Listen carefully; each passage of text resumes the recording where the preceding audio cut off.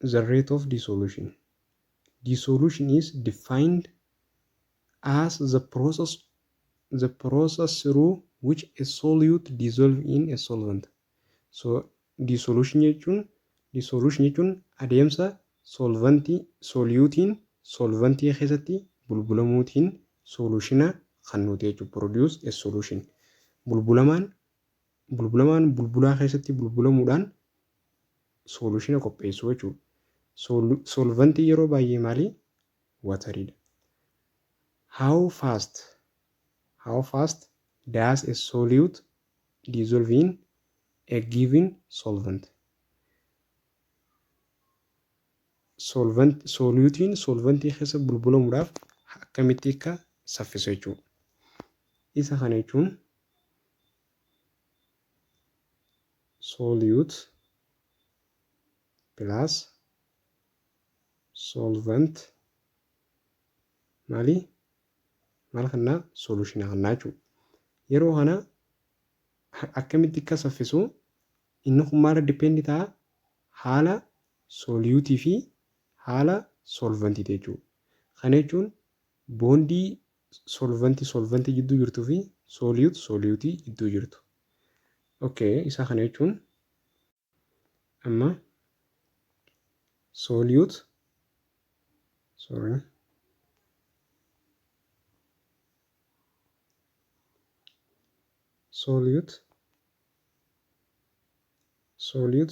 jira. Soliyuutii kana jidduu boondii akkamitti jira jechuudha. Amma inni kun soliyuutii. Yeroo kana soliyuutii yeroo ta'u soliyuutii kanaa fi paartikiloota kana jidduu boondii jira jechuudha.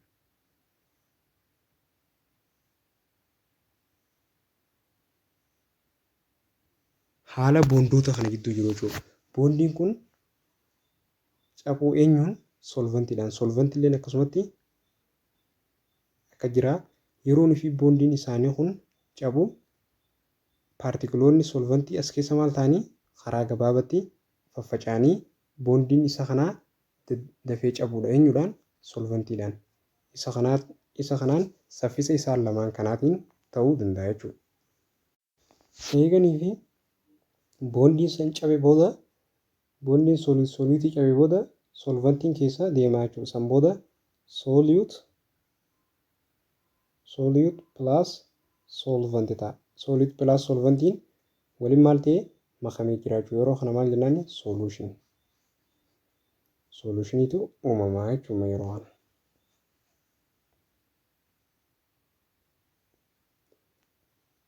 What are major factors affect the rate of dissolution? Isa kana laallee jirra jechuudha. Amala soliyuutii fi soliyuutii jidduu jiru, solvantii fi solvantii jidduu jiru.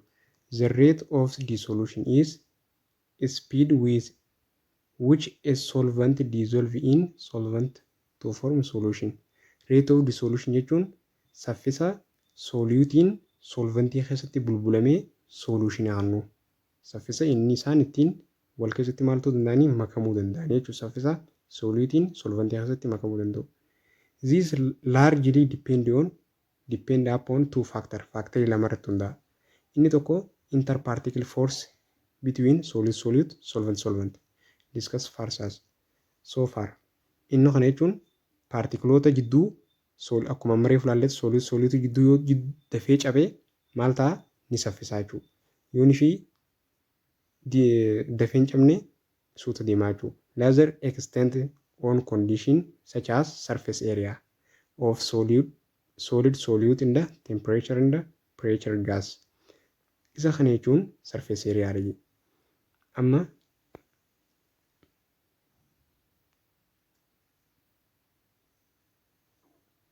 akka kanaa jira.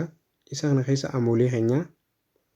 Isa kana keessa immoo soogidda isanii fi daakamanii nyaachuu. Yeroo kana surface area jechuun surface areaan amooleedhaa kun amma duudaadha. Erganii fi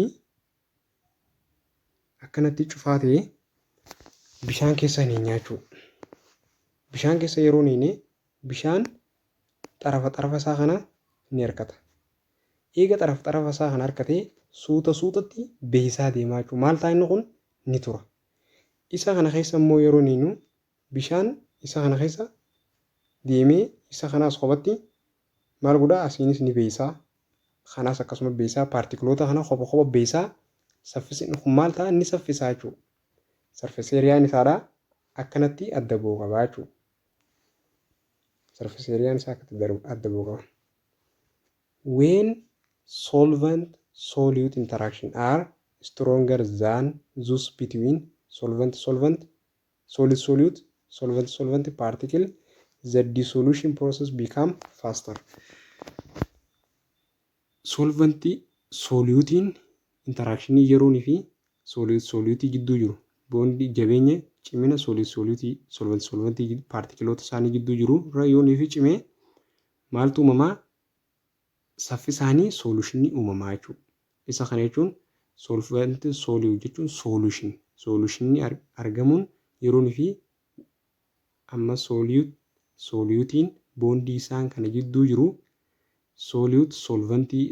solvent gidduullee boondii isaan kana lamaan gidduu jirurra yoonii fi solvent jechuun kun dafee cabee solventiin oomishame. Solutionii yeroonii fi isaan kanarra saffisee maal ta'a ni saffisaa jechuudha. Solutionatu uumamaa jechuudha yeroo kana. Solventiin irra eenyurra solventii solutirra paartikilii isaanirra yoo nu cimee solutionii ni saffisaa jechuudha. A good example of dissolution of ethanol or alcohol in water. Example dissolutionidha. Alkoolii bishaanitti dabaluudha jechuudha. The increased surface area of solute will increase rate of dissolution. Akkuma reefu ilaalletti paartikiliin amooleedhaa bakka takkatti walitti qabamee jira. Bakka takkatti maal ta'ee jira? Walitti qabamee jira. Yeroo kana bishaan keessa yeroo keenyu suutatti beeksisne. Amma inni kun maal ta'a? Dhiibbaa qabaa jechuudha masitti. Decrease ta'a jechuudha rate of dissolution. Haya yeroonii fi ashaboon bishaan keessatti ashaboo hurraa'ee yeroon eenyu immoo bishaan kanaas maal godhaa kophatti beeksisa suutatti dafee beeksisaa maaliif caccabee jira. Kana hurreessinee jirra waan ta'eef daakamee jira. Daakuu isaa kana tokkotti paartikiliidhaa bishaan dafee maal godhaa? Dissolve godhaa jechuudha wataritti. Yeroo kana surface areaan isa kanaadhaa increase ta'a. San boodarra solutiin dafee maal ta'a? Dissolve ta'a jechuudha. Sababni isaatiillee increase number of solute particle contact with solvent. Wal tuttuqiinsi jechuudha. Wal tuttuqiinsi solventiin mas keessa jiru isa kanarra baay'ee caalaa jechuudha. Yeroon fi surface areaan isaa kanaa solute particle solventii wajjin daddafee wal qabatu maal ta'a? Solutionii dafee qophaa'aa jechuudha. Strongly or agitation a mixture can also increase the rate of dissolution isa kana increase ta'a jechuudha. Amoolee fi ashaboo fudhachuu dandeenya jechuudha asirratti. Energy changes in a solution process. Adeemsa jijjiirama enerjii keessatti adeemsa jijjiirama enerjii solution keessatti gaggeeffamu jechuudha. For instance, if you mix ammonium chloride in water in flux, the flux get cold. Yeroonii fi bishaan keessatti ammonium chloride daballee flaksiin maal taati ni oowwiti. Garuu immoo sodium hydroxide yeroonii fi miiksikoon watarii keessatti flaksiin maal taati ni ho'iti jechuudha. Isa kana keessatti ni qabbanooti. Yeroonii fi ammonium chloride yeroonii fi sodium hydroxide immoo ni ho'iti. Kana jechuun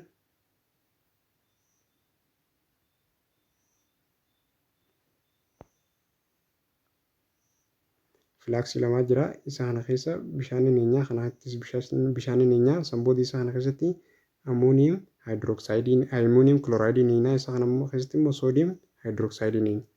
Yeroo kana inni kun maal ta'a? Ni qorraa jechuudha. Cold ta'a ni qorraa. Inni kun ammoo hootu ta'a. Inni gubaa jechuudha. Ni ho'a. Inni kun gain energy godhu jira jechuudha.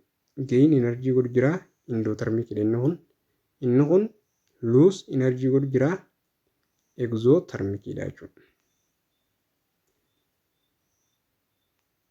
Reason is attributed to energy change that accompany the dissolution process. Kana jechuun jijjiirama enerjiitu jira jechuudha. Adeemsa solutionii qophaa'u san keessatti jijjiirama enerjii jira. As discussed earlier, the solution process involves 3 steps. Adeemsi solutionitti qophaa'u steepii 3 qaba. Steepiin tokkoffaan breakdown solute interaction. Steepiin lammaffaan breakdown solvent interaction. Steepiin sadaffaan forming solute solvent interaction mixing up yookaan solute solvent interaction yookaan immoo mixing step jennaan jechuudha. Mixing jechuun soliitii fi bulbulaa fi bulbulamaa walitti maal ta'u marchi ta'u bulbulamuu jechuudha. Kanaaf mixing up jennaan. When energy released during third step in solution process yeroonii fi enerjiin ba'u. Third step jechuun mixing step yookaan immoo steepii solute solvent jechuudha. Isaan san keessatti mixing step is larger than the energy required to break down solute in the solvent force. Energy is released. The process is exothermic. Steepii sadaffaa enerjiin steepii sadaffaa mixing steepiin yeroonii fi enerjii isaan kana cabsuudhaaf enerjiin nu barbaachisa. Enerjiin nu barbaachisu san boondii soluutii solventii kana cabsuudhaaf enerjiin nu barbaachisu san yeroonii fi mixing steepii yeroonii fi irra guddaa ta'e maal ta'a enerjii release ta'a jechuudha. Yeroonii fi mixing steepiin irra guddaa ta'e enerjii nuti solventii solventiitti cabsuu ni barbaannu san irra yeroonii fi guddaa ta'e enerjii gadhiifama. Enerjii gadhiifamu kanaan ammoo maal jennaani deemsi kun adeemsa enerjiin ba'uutii enerjii release ta'uutii exothermic jennaan. This energy heat up surround in the white flux get hot jechuun yeroo kana maalii fi hiitiin surround irra gaggeeffamee maaliif hootii flaxiin ho'aa yeroo kana wanyaatiinsa solute solventii humni isaan gidduu jirtu irra xiqqaa mixingii irra yeroo ta'u hiitiin maal surrounditti gadhiifamaa yeroo kana flaxiin ni ho'aa jechuudha. On contrary, if the energy release in mixing step less than energy required breakdown solvent force dissolution process absorb energy from the surround flux get cold dissolution process endothermic. Step sadaffaan mixing step jechuudha.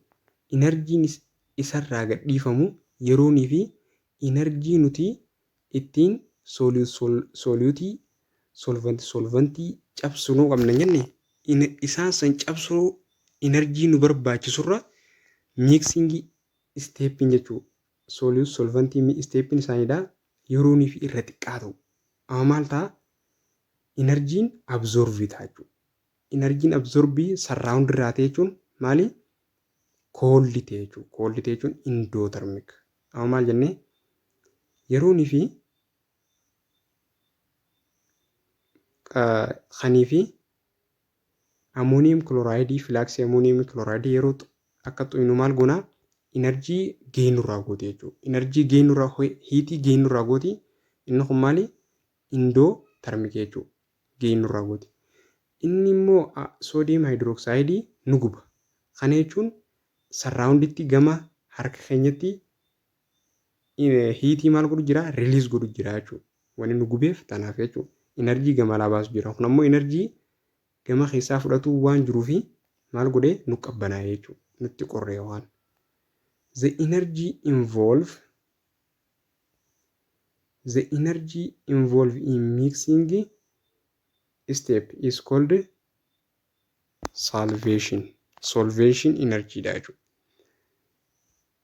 Enerjiin Mixing step jechuun steepii sadaffaadha. Yookaan solventiidha. Maal jennaani? Solvation energy jennaan jechuudha. Solvation refer to the process attraction in the association of molecule of solute in the solvent. Solvation jechuun solute plus solvent jechuudha. Solute plus solvent maal jennaani? Solvation jennaan jechuudha. Solvation energy is the energy released when solute molecule are solvated by solvent molecule. Solvation energy jechuun yeroonii fi soluutii fi solvantii walitti miiksi ta'anii energy release taatu. Energy release taate sanii maal jennaani? Solvation energy jennaan. Solvation energy jechuun soluutiin solvantii molecuuliidhaan soluutiin molecuuliin yeroonii fi solvated taatu. Maaliin? Solvantiidhaan solvantii molecuuliidhaan yeroonii fi solvated taatu energy buu jira. Energy buu sanii maal jennaani? Solvated energy jennaan jechuudha. Solvation in water called hydration. Yeroonii fi solvated energy solvated in water jechuun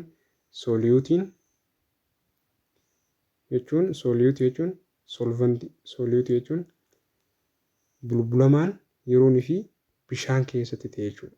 Isa kanaan maal jennaani? Hydration. Hydration energy is energy release when solute molecule or ion solvated by water molecule. Yeroonii fi bulbulama molecuuliin bulbulamaa solvated ta'e maaliin? Water molecuuliidhaan.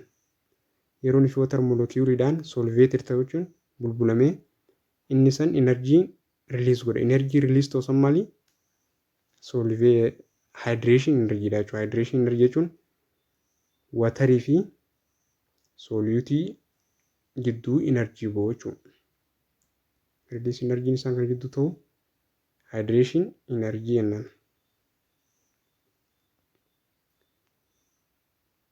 The heat of solution or enthalpy of solution is defined as amount of heat released or absorbed during the dissolution process and can be calculated by using equation. Heat solution yookaan enthalpy jechuun adeemsa ni ibsama hamma energy gadhiifamuu yookaan energy fudhatamuu jechuudha. Adeemsa dissolution keessatti inni kun equation qabaachuu. Equationiin amount energy release or absorb ta'u energiin unitiin isaadha juulidha. Energiin gain ta'u or lose ta'u isa kana. Inni kun ammoo mass of solution. Mass of solution jechuun mass of solute ta'u mass of solventii mass of solutioniti jechuudha. Inni kun ammoo specific heat capacity. Inni kun ammoo specific heat capacity. Inni kun ammoo change of energy temperature jechuudha. Temperature jalqaba turee fi initial temperature. Temperature jalqaba reaction yogguu jalqabuutii fi reaction irra dhumee temperature reaction irra dhumee lamaan kanaa jechuudha. Okay. The unit of heat solution is joule. Enthalpy of solution can either be positive endothermic or negative exothermic depending on observed temperature change. Jijjiirama temperature irratti hundaa'uudhaan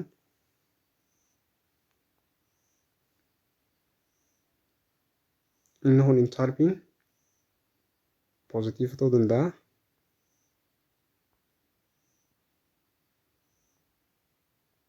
Negative ta'uu danda'a jechuudha. Yeroo inni positive ta'e gain energy jira jechuudha. Gain energy jira. Gain heat of energy jira. Yeroo kana maal jennaani? Endothermic. Yeroo inni immoo minus ta'e lose heat energy lose godhaa jira jechuudha. Isa kanaan ammoo maal jennaani?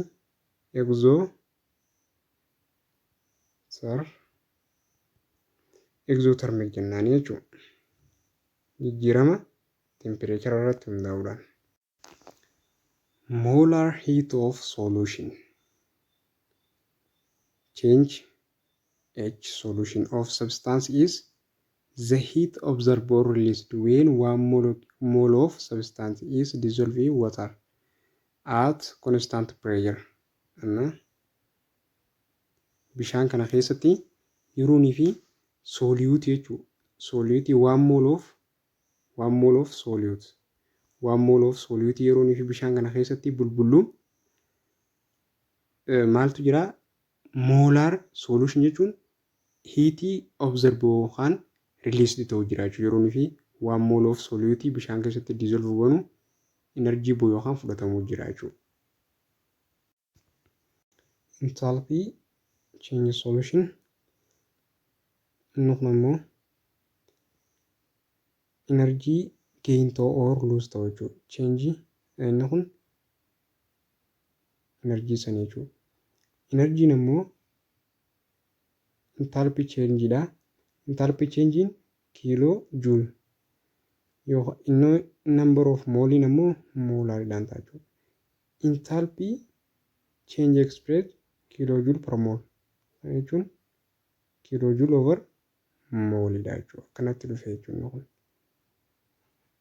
The reaction at take place standard condition jechuun temperature standardiin temperature 20 hanga 25ti. Yeroo kana inni kun 298 kelviniin 25 degree celsius irratti jechuudha. Pressure irratti molar heat of solution wal qixanii ta'a. Enthalpy over the number of molecules solute dha jechuudha. Example 2.1. When 5.19 gram of sodium carbonate was dissolved in 75 gram of water, the temperature of the water rose by 3.8 degree Celsius. Calculate the heat of solution in the molar heat of solution. Take heat capacity of solution as 3.820 joule gram degree Celsius in the molar mass of sodium carbonate 105.99 gram per mole. Yeroonii fi giraama 5.19 sodium carbonatein giraama 75 wataritti yeroonii fi bulbulamu tempereecharri isaadhaa 33.8 degree Celsiusiin yeroo dabalu jechuudha. Calculate heat of solution. Calculate molar heat of solution. Lamaan kana barbaannaa jechuudha. Jalqaba irratti maal qabnaa? Formula heat of solution equals to mass of solution solute gram solute plus gram solvent solution times Celsius specific capacity times change temperature. Change temperature jechuun change temperature equals to temperature initial minus temperature final. Yeroo kana temperature initialiin 3.8 dabalee jechuun jalqabarra guddaadha jechuudha. Change final greater than change initial. Yeroo kana maali? Inni kun irra guddaa jechuun maayinasi agarfaa jechuudha.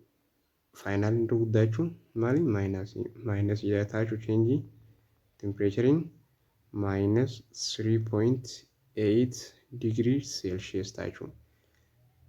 Mass is equals to 5.19 gram plus 75 gram yeroo dabalu 18.19 gram ta'a jechuudha. Akkasumas specific capacity 3.8 fi mass of solution 80 0.19 gram times 3.80 joule per gram degree Celsius times change temperature minus 3.8 degrees Celsius. Degree Celsius cancelled by degree Celsius, gram cancelled by gram, juulii qofaatu hafaa jechuudha. Isa kana immoo yeroon fi waliin baay'ifnu meeqa dhufaa? Minus 1164.038 joule. 1164 minus 1164 tuqaa duwwaa 88 juulii dhufaa jechuudha. Heat of solutioniin Q'n equal to kana dhufaa jechuudha. Eeganiif kana harkannee maaltu nu hafaa? Inni nu hafaa is equals to 1164.038 joule. Heat of solution. Molar heat of solution namoo molar heat of solution is equals to heat of solution over number of mole of solute. Isa kana immoo akkamitti argachuu dandeenya? Number mole of solute is equals to given mass over molar mass. Yeroo kana given mass meeqa? 5.9 grama over molar mass of sodium carbonate 5.9 gram per mole. Grama damsinaa yeroo nuyi waliif irru duwwaa 489 mole dhufaa jechuudha. 489 mole dhufaa jechuudha. Change inni maal ta'a? Q'n gubbarraa minus 164.038 over 0.0489 on joule on gram per mole ta'a. Gram per mole. Sorry, inni kun gram osoo hin taane mole ta'a jechuudha. Mole ta'a yeroo nuyi waliif irru change heat of molar solution is equals to minus 23,800 fi 3.70 joule per mole ta'a jechuudha. Joule per mole. Joule over mole, joule per mole ta'a jechuudha. To understand the enthalpy of change involved during the dissolution. Yeroo fi dissolutionii gaggeeffamu keessatti jijjiirama energy akkaataa itti akkamitti hubannu jechuudha. Let's consider the hypothetical three-step process happening between two substances. Steepii sadii jidduutti maal ta'a gaggeeffamaa jechuudha. Steepii sadii jidduu substaansii lamaan solute inda solvent dha jechuudha. Substaansii lamaan solute fi solvent. The three processes are stepping sadeen solute, solvent and solute interaction. Isaan kana gidduutti gaggeeffamaa jechuudha. Steppii sadeen kana yeroo ilaallu solute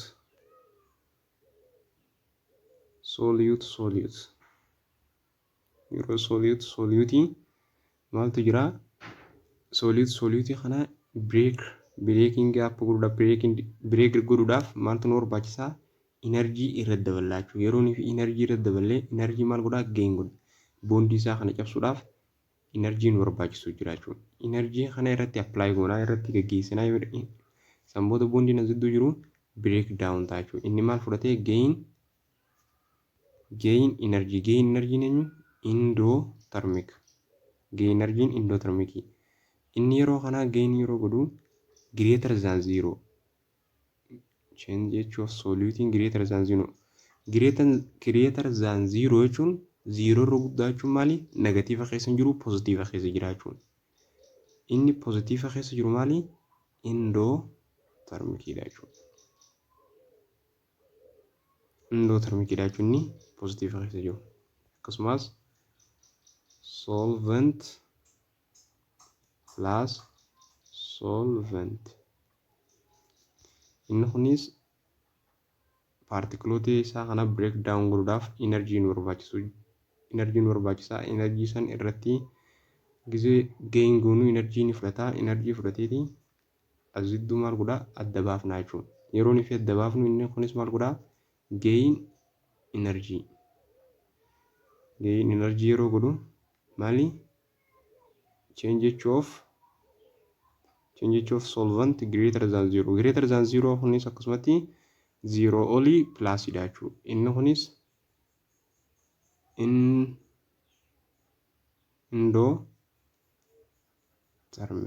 endothermicidha jechuudha. Akkasumas solute plus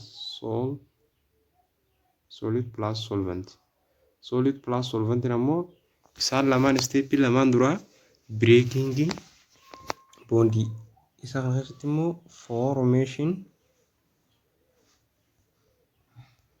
formation bondii dha jira jechuudha. As keessa formation bondii jira jechuudha. Isaan steepii lamaan solute solvent gidduu break down bondii jira jechuudha. Yeroo kana inni kun maali changing enthalpy less than 0. Less than 0 jechuun release energy dha jechuudha. Release energy minus change enthalpy of solute solvent jechuun solution is equals to minus dha jechuudha. Minus ni maali exothermic dha jechuudha. Step 1 solute particle separate from each other. Partikiloota solididha adda baasuudhaaf adda baafna jechuudha. Yeroo kana this step involve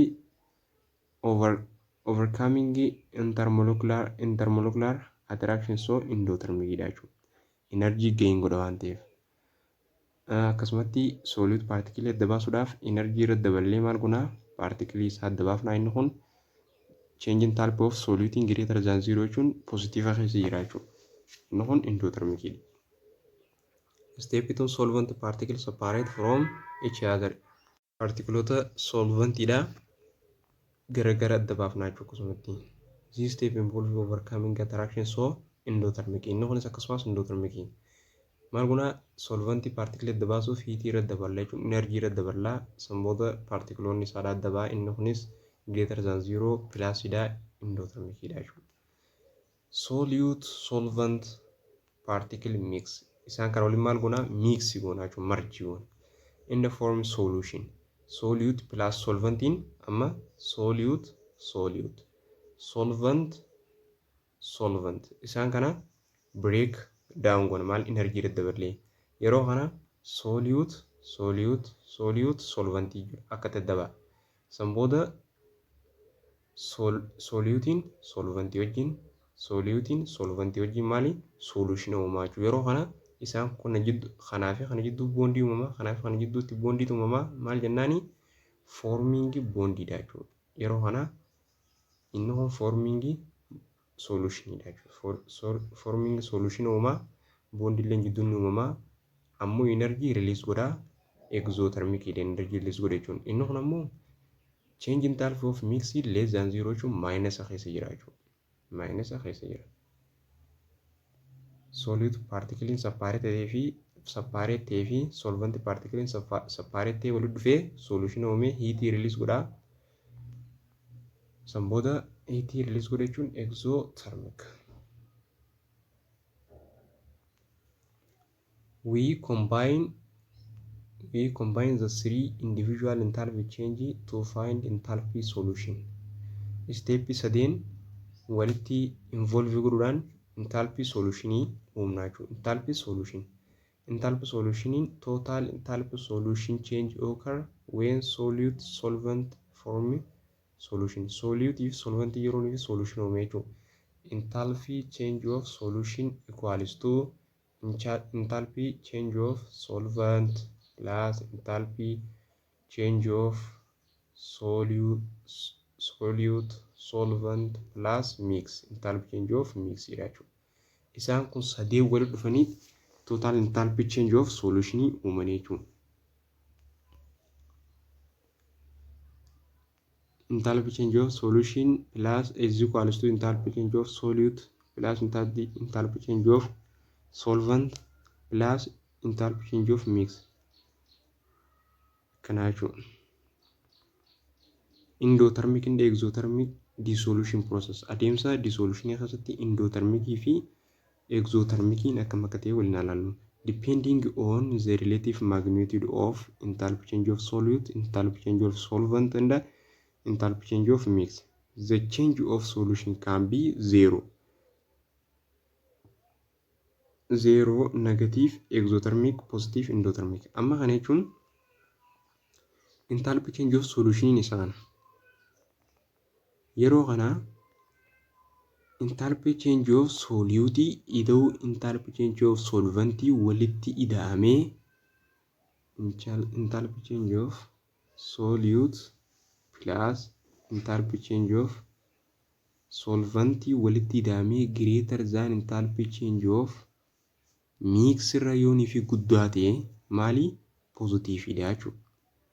Positive yeroo positive ta'e maali endothermic isaan kun lama walitti ida'amanii isa kanarra guddaa yoo ta'an plus ta'a jechuudha endothermic inni kun minus waan ta'eef. Akkasumas isaan kun lama walitti dabalamanii enthalpy change of solute plus enthalpy change of solvent less than enthalpy change of mix. Yeroon fi irratti xiqqaataan isaan kun akkasumattis maal ta'anii yeroon fi isaan kun walitti dabalamanii isa kanarratti xiqqaataan inni kun minus waami. Sambooti isa kanarratti xiqqaadhaa maal ta'anii minus uma keessa jiran jechuudha. Minus ta'a exothermic ta'a jechuudha. Akkasumatti isaan kun lamaan walitti dabalamanii isa kanaa wajjin walirraa hir'ifamee is equals to 0 yoo ta'e ideal solution jennaan. Ideal solutioniin maal akka ta'e waliin ilaallu. Ideal solution jechuun change enthalpy of solution solute solvent enthalpy ida'u minus enthalpy change of mix walitti ida'anii yoonii fi 0 kanneen maali ideal solution. When the strengths of intermolecular force of attraction in solvent are similar to solid solvent solution is formed with no accompanying energy change. Yeroon fi humni jidduu wal harkisa humna jidduu solventiin yeroon fi solution wajjin wal fakkaataa ta'e step sadaffaa mix step wajjin yeroon fi wal fakkaataa ta'e mix jechuun solvent kana wajjin yeroon fi wal fakkaataa ta'e maali energy jijjiiramu hin jiru jechuudha. No accompanying energy change hin jiru. Yeroo kana wal fakkaataadha jechuudha. Zero dha jechuudha. Enthalpy energy solution zero dha. Such as solution kana maal jennaan called an ideal solution. A mixture of ideal solution gas such as helium and argon which closely approach ideal behavior is example of ideal solution. Helium fi argoniin isaan kun lamaan yeroon fi walitti dhufan maali ideal solution energy change isaaniidha maali enthalpy energy solution zero dha jechuudha. Since entity compressed these gas experience no significant intermolecular attraction. Asittuu maaltu hin jirre jijjiiramni wal harkisaa jidduu ideal solution kana hin jiru jechuudha. Ideal solution may also form when structural similar liquid are mixed. Dhangaloon structure wal fakkaataa qabu. Yeroon fi mixitee isaan kunis maali ideal solution dhangaloo lama facaasaa structure wal fakkaataa qabu. For example, mixture of alcohol methane. Alcohol methane and ethanol maal qabni structure wal fakkaataa qabni jechuudha. Isaan kun yeroon fi combine ta'an ideal solution example ideal solution. Akkasumas acidic mixture of hydrocarbon, pentane and hexane. In the pentane carbonation fi carbon ija isaan kun structure wal fakkaataa qaban. Yeroo fi structure wal fakkaataa qaban walitti combine ta'e isaan kunis ideal solution dha jechuudha. Enthalpy of hydration.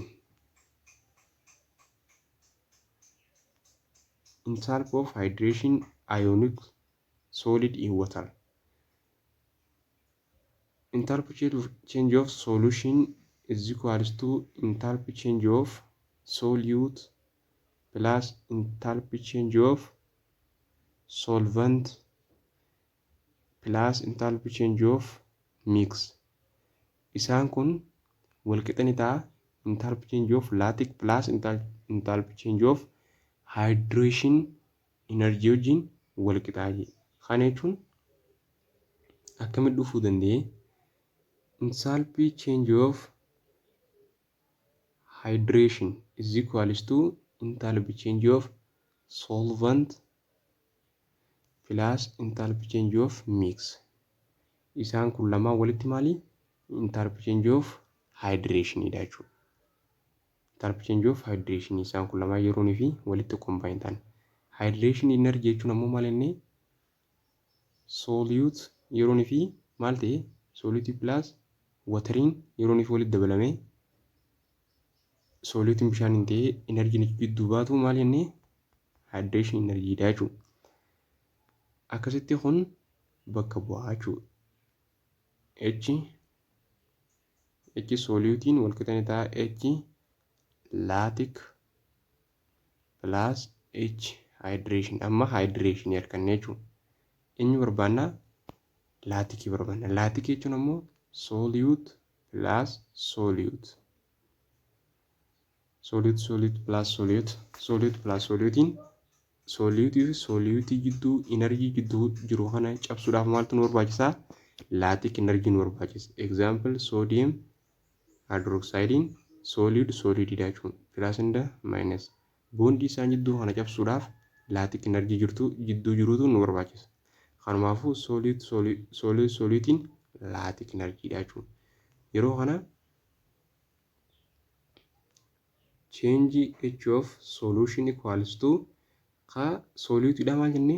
H lattice energy dha.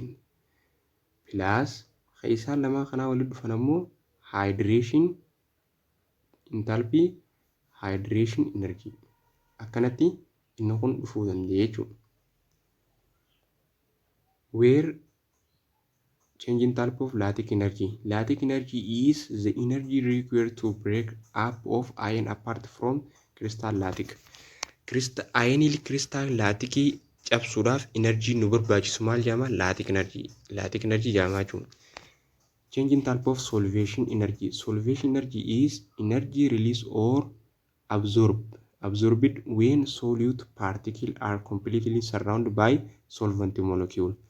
Solvation energy jechuun energy gadhiifamu yookaan ammoo absorb ta'u yeroo fi solute particlein guutumaa guututti solvent moleculeidhaan marfaman jechuudha. Solvent moleculeidhaan marfaman. When water is used as solvent yeroo fi waterii akka solventitti akka bulbulatti fayyadamnu we use term hydration energy fayyadamna jechuudha. Yeroo fi bulbulaan waterii ta'u jechuudha. Hydration energy jira. Hydration energy jechuun solute particle yeroo fi bishaan wajjin bulbulamu hydration dha jechuudha. Energy as dubbaatu immoo hydration energy dha jechuudha. Kana ilaallee turre. Hydration energy rather than more generally term solvation energy dha jechuudha. Hydration energy eenyurra fayyadamna? Solvation energy irra. Hydration energy usually hydration yeroo hunda maali? Exothermic. So heat is released. Heating malta released when water molecule completely surrounded by solute. Yeroo fi bishaan moleculein wateriidha guutumaa guututti solute particle marse. Kana jechuun hydration dha jechuudha. How does laatic energy affect the solubility of ionic solid. Bulbulamummaa ionic solididha. Laatic energy akkamitti affect godha jechuudha. Breaking up laatic is an endothermic process. Adeemsi ittiin laatic energy itti cabsu maal jennaani? Endothermic. Kana jechuun gain energy jira jechuudha. Gain energy jira. Hydration of iron favor dissolution of ionic solid. Hydration of iron favors dissolution of ionic solid in water. Maali ni barbaada jechuudha. Dissolution kun ionic solid water keessatti ionic solid ni barbaada jechuudha. Thus laatic energy work against solution process. Faallaa solutionaatti deemaa jechuudha. So ionic solid will relatively large laatic energy usually insoluble. Kana jechuun hydration jechuun adda baasaa jechuudha. Paartikuloota ayinii lamaan kana adda baasa. Sodium plus chloride yoon imma isaan kana lamaan bishaan yeroo daballu adda baasaa jechuudha. Soogidda akkas adda baasu maal jedhaa? Hydration energy. Laatic energy ammoo energy wal harkisa jidduu isaan lamaan kana jidduu kan jiru jechuudha. Laatic energy maal godhaa? Asiin fi asiin kun achi harkisaa kunis gamana harkisaa jechuudha. Laatic energy. Hydration energy ammoo kun gamana harkisaa gamana akka adda baan godhaa jechuudha. The effect of laatic energy in the hydration on solution process waliin faallaadha jechuudha isaan.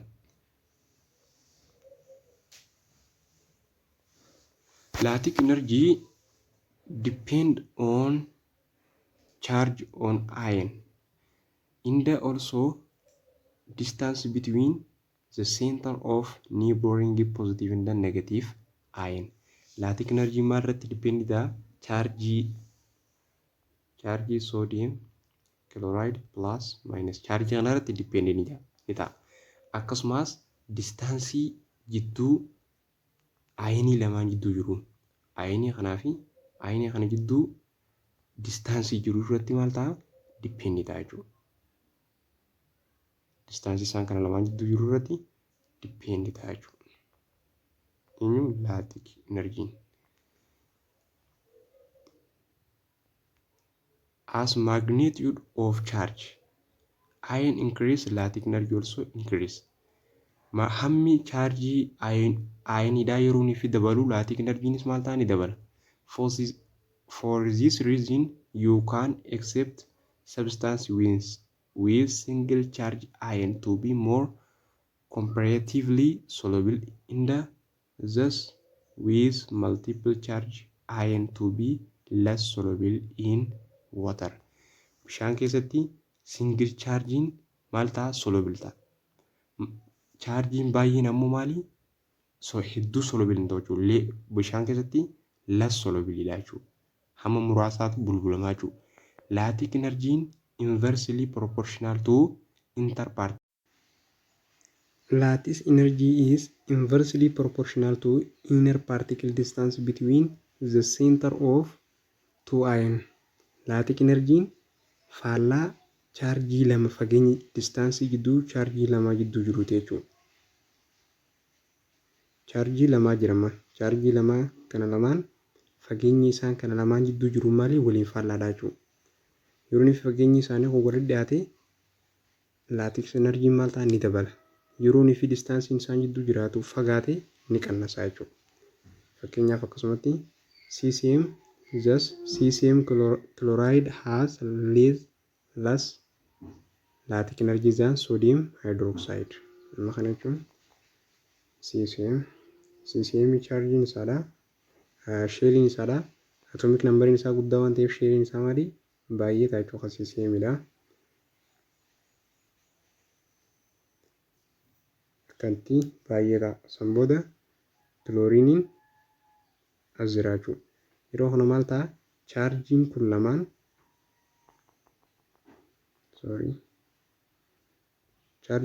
walirraa maal ta'a? Fagaata. Yeroo akka walirraa fagaate laatic energy'n as jidduu jiru las ta'a jechuudha. Eenyurra? Sodium chloride irra. Sodium chloride illee 2 8 akka waan ta'eef sheelii meeqa qabaa? 3 qofa qabaa jechuudha. Amma yeroo kana kilooriiniin ayiniin akka jira. Yeroo kana isaan maali walitti dhiyaatanii jechuudha. Yeroo waan walitti dhiyaataniif eenyurra laatik enerjii CCM chloride irra maaltu qabaa? Guddaa qabaa jechuudha. Example of endothermic and exothermic process. Fakkeenya endothermic fi exothermic. When sodium hydroxide is dissolved in water, the solution become hot. Solution is process exothermic. Sodium hydroxide yeroo fi bishaan keessa bulbulee bishaan maal ta'a solution isa maal ta'a hot ta'a jechuudha. Hot ta'a jechuun hiitii enerjii maal godhaa lose godhu jira jechuudha. Enerjii waan lose godhu jiruuf endothermic. Adeemsan enerjii lose godhu jira. On other hand, when ammonium nitrate dissolve in water, ammonium nitrate bishaan yeroo bulbulu the solution become very cold. Solution maal ta'a baay'ee qabbanaa jechuun gain heat godha jechuudha. Solution process maali endothermic. This cooling effect from dissolving ammonium nitrate in water explained in instant cold pack used in hospital. Cold pack waan jaamu jira hospitaala keessatti itti fayyadamnu maaliif qabbaneessuudhaaf yoo namni dhiigni irraa yaa'u jiraate akka dhiigni irraa yaa'u akka godhu jechuudha. An instant cold pack consists of a bag of ammonium nitrate crystal inside bag water. Maal qabaa? Instant cold pack maal qabaa? So ammonium nitrate qabaa jechuudha if keessaa baagiin sana. When inner bag is broken, yeroo inner bag is cabsine ammonium nitrate dissolve in water. Ammonium nitrate bishaan keessa maal ta'anii bulbulamu? Heat is absorbed. Heat maal godhama yeroo kana absorb godha jechuudha. So bag feed is cold. Bag feeding maal taasisan booda ni qorraa jechuudha. Heat bag, hot bag. Hot bagging by contrast. Faallaa sanii maal ta'a containing either sodium chloride, magnesium sulfate produce heat when salt dissolve in water. Salt isaan kana yeroo fi bishaan bulbulee maal godhanii isaan kun immoo faallaa isaa kaanii hootu godha jechuudha. Cold bagging isa kana maal godhuu fi qabbaneessuudhaaf nu fayyada jechuudha. Yeroo fi warm with light towel or clothes when applied to injured area. Qaama miidhame tokko irratti maal goonaa ni marraa jechuudha. Yeroo marree akka inni wanni hin taaneef qabbaneessaa jechuudha. Note: enthalpy of solution is only one part of driving force in formation solution. Enthalpy solution jechuun paartii tokko qofaa jechuudha. Solution keessatti solution ijaaruu keessatti humna tokko qofaa jechuudha. Paartii tokko qofa. The other part is the entropy. Entropy of solution. Abraham entropy of solution kajamu jira. You will learn about entropy high level yeroo fi sadarkaa olaanaa irra geenye ni barannaa jechuudha. Kan akka university yeroo geenye ni barannaa jechuudha. Enthalpy heat of solution can be determined in laboratory by measuring the temperature change of solvent when solute added. Enthalpy solution kun maal godhaa? Temperature identify meeshaa temperature identify godhaa jechuudha. Temperature amma fakkeenyaaf bulbulaa tokko keessatti yeroo fi bulbulamaa daballu jijjiirama temperature as keessa jiru kanaan adda baasnu maal jennaan enthalpy jennaan jechuudha. Calorimetry is a device used to measure the amount of heat involved in chemical or physical process. Calorimetry jechuun immoo meeshaadha. Amma enthalpy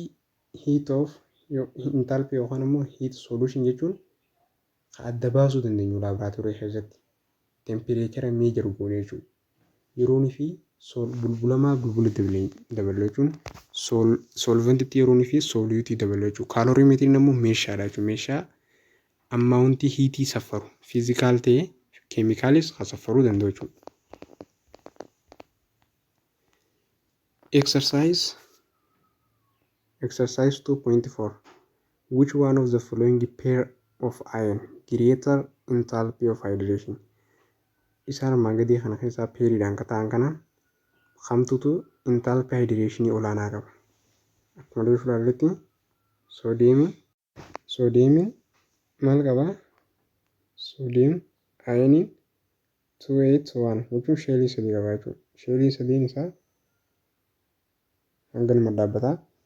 Siisiimiin ammoo sheeliin isaa maali? Baay'eedha jechuudha. Sheeliin isaa yoo baay'atu hydration enthalpy isaa maal ta'a? Ni xiqqaata. Sheelii yoo xiqqaatu hydration enthalpy isaa maal ta'a? Ni dabala jechuudha. Kanumaafuu as keessattis maali? High enthalpy of hydration soodiyemii qabaa. Chaarjiin ammasitti wal qixa waan ta'eef yeroo nuti chaarjiin dabalu immoo enthalpy hydration maal ta'a? Dabalaa deema. Maagneeziyam akkasumas filooriinii fi kilooriiniin garee takka irratti argamanii inni kun las sheelii eenyurra qabaa? Isa kanarra qaba. Kanaafuu enthalpy hydration isaa isa kanarratti filooriinii xiqqaa waan ta'eef isa kanaatu haayii qabaa jechuudha. Okay. A student added 4 grams of sodium hydroxide to 100 grams of water in polystyrene foam cup. Student barattoonni yeroo fi giraama 4 sodium hydroxide giraama 100 akka bishaanitti yeroo fi dabalan foam cup the temperature of water rose by 10 degrees Celsius. Assume the polystyrene foam cup is well insulated in the specific heat capacity of water 4.18 joule per degree Celsius gram. Determine the molar enthalpy of solution. Malguna molar enthalpy of solution determine guna of sodium hydroxide. Sodium hydroxide mo kilojoule mole per minus 1. Answer of heat molar solution mega minus 43.5 kilojoule. Deebsaa kana verify godhaa sirrii akka ta'e mirkaneessaa. Jalqaba marabaana Q equals to molar mass of solution times specific heat capacity times change temperature. Change temperature equals to temperature initial temperature jalqaba minus temperature eeganii fi wanni san dhume akkana ta'a jechuudha. San booda temperature kun maal ta'e kudhaniin dabalee jechuun change finaliin dabalee jechuudha. Greater than initial irra maali? Initial irra guddaadha jechuudha. Yeroo kana minus 10 degree Celsius ta'a jechuudha.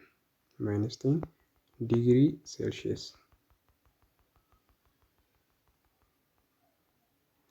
Minus 10 degree Celsius. Mass of solution dhibbaa fi 4 giraama baay'isuu 4.8 joule per degree Celsius gram times minus 10 degree Celsius. Degree Celsius cancel by degree Celsius. Gram cancel by gram. Isa kanammoo yeroo nuti waliin baay'ifnu minus 4.7 maal ta'a? Joule ta'a jechuudha.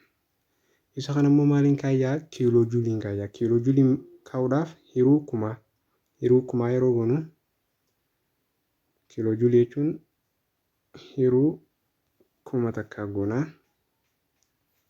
1000 takka kee yeroo goonu minus 4 takka 2 3 4.3 isa kanammoo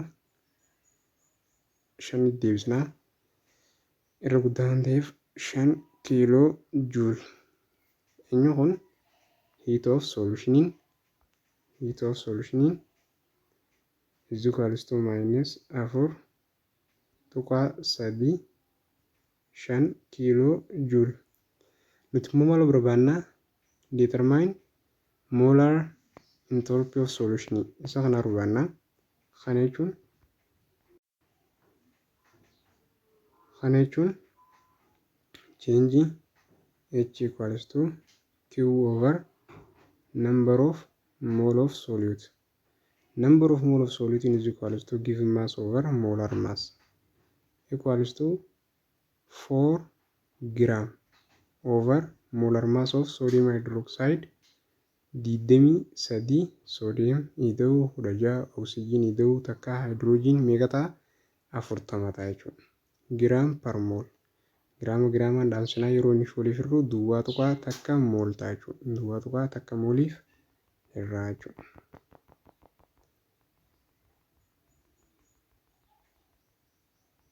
Duwwaa tuqaa takka. Kiwwiin ammoo meeqa?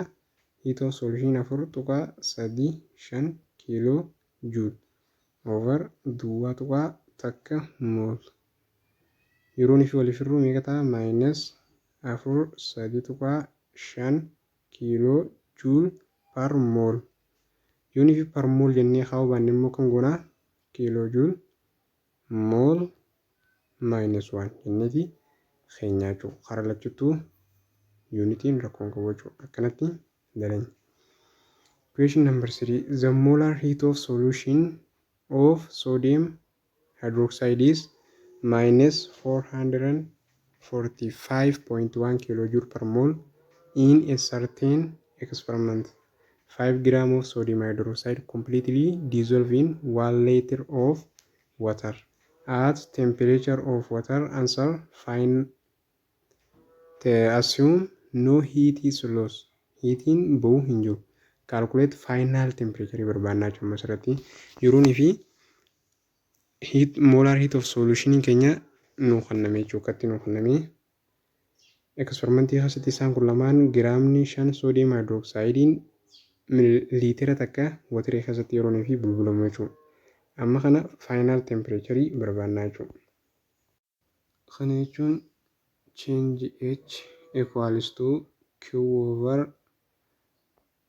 number of mole of solute. Cross yeroonii fi baay'ifnu maal ta'a? Q is equals to number of molar mass of heat solution times number of mole. Number of mole kana maal godhuu qabna? Mirkaneessuu qabna jechuudha qaba. Number of mole is equals to given mass over molar mass. Given mass meeqa? 5 giraama over 40 giraam per mol. Keenyu sodium hydroxide da solutii waan ta'eef yeroo kana isa kana yeroo waliif hir'u duwwaa tuqaa takka 2.5 moolii ta'a jechuudha giraamni giraamaan dhaame. Duwwaa tuqaa takka 2.5 moolii harkanne kana. Kaniif immoo molar heat of solution meeqa jennee maayinus 445 tuqaa takka kiiloo juul per mool baay'isuu duwwaa tuqaa takka 2.5 mool. Mooliin kun moolii kanaan wal dhaamsaa isa kana immoo yeroonii fi waliin baay'isnu meeqa ta'a? Q is equals to isa sana waliin baay'ifnu meeqa dhufaa? Minus 5.64 kiiloo juul dhufaa jechuudha. Isa kiiloo juulii kana juulii deebisuudhaaf maal goonaa? Kumaan baay'ifna baay'isuu kumaa. Yeroonii fi kumaan baay'ifne 55,640 juulii ta'a jechuudha. Juulii ta'a. Q jechuun ammoo M times C times change temperature is equals to minus 55,640 joule over MC over MC. Emmiin dhama siin dhama specific heat capacity jechuudha. San booda change temperature haa ta'uuf. Emmiin keenya immoo meeqa ta'a? Malina baafannaa change temperature is equals to minus 55,640 joule over M jechuun maasii sodium hydroxide fi volume kana immoo gara giraama deeffannaa jechuudha. 1 leetirii wal qixanii ta'a 1 kiiloogiraama wajjin wal qixa. 1 kiiloogiraamni immoo kuma takka giraama wajjin wal qixa jechuudha. Yeroo kana maal goonaa? Kuma takka giraama. 1,500 jechuudha. 1,500 giraama baay'isuu specific heat capacity 4 tuqaa takka hawwatariidha jechuudha. 8 san booda joule per degree celsius giraama asumayyuu dhaamsine isa kana yeroo waliin baay'ifnu meeqa dhufaa 4209 maal dhufaa joule degree celsius dhufaa jechuudha. Juuliin dhaamsinaa yeroo juulii waliin dhaamsinu juulii fi juulii waliin dhaamsinee isaan kana lamaan waliifirra yeroonii fi isaan kana lamaan waliifirru yeroonii fi waliifirru cheenjitiin walqixanii ta'a -13.2 digirii seelsheesii ta'a jechuudha. San booda change temperature jechuun maal jennetti initial minus temperature final jenna. Initial meeqa 20 degree celsius minus temperature final is equals to minus 13.2 degree celsius 20 kana achi dabarsinaa jechuudha. Minus temperature final is equals to minus 13.2 degree celsius minus 20 degree celsius isaan kana walitti daanaa minus temperature final is equals to minus 33.2 degree celsius ta'a. Minus badaa maal ta'e jira final temperature is equals to minus 33.2 degree celsius verify goonee jira jechuudha. Asirratti irraa dhaabbanee nugaa yeroo itti aanu bal'inaan solubility of equilibrium process kajuun walitti deemnaa yoo isinitti tole share like comment godhaan komentiin keessan nu jajjabeessa waan ta'eef yaada qabdan komentii irra nu kaayaa galatoomaa.